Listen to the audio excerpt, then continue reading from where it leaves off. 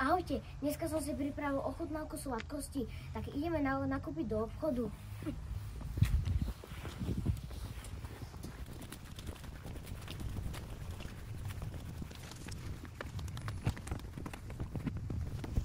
Sme v obchode a ideme nakúpiť nejaké sladkosti.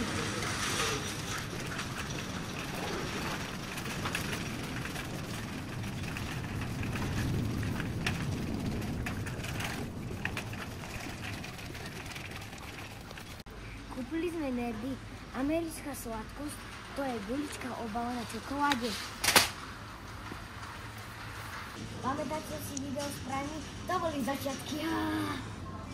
Vrátili sme sa z obchodu a ideme to ochutnať. Ideme ochutnať teraz takúto horkú čokoládu. Mr. Beastovú, tak poďme na to. Teraz tu máme, ochutnáme. Táto je fakt superská. Je taká horká, je taká príchuť úplne takej horkej super čokolády, ale ale vyzerá to ako taká normálna čokoláda. Poďme teraz na mliečnú čokoládu, ktorá je tiež od Mr. Beasta. Poďme ochutnať, či Mr. Beast má dobrú čokoládu.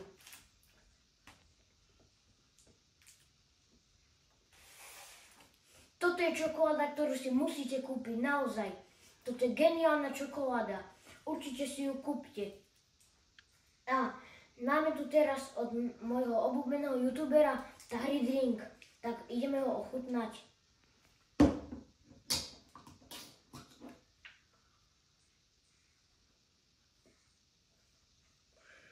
To je dobre, ale chutí to ako taká pomarančová fanta.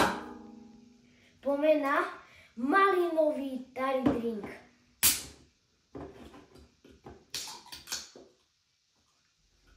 Wow, vyzerá to dobre, vonia to dobre. Dobre. Ale tak toto je geniálne. Toto je úplne superské. Toto ani neviem opísať, aké je toto super. A poďme teraz na môjho ďalšieho obľúbeného youtubera, ktorého mám najradšej. Je to Fizzy Drink. Tak poďme ochutnať, či má Tahry Drink lepší než Fizzy Drink.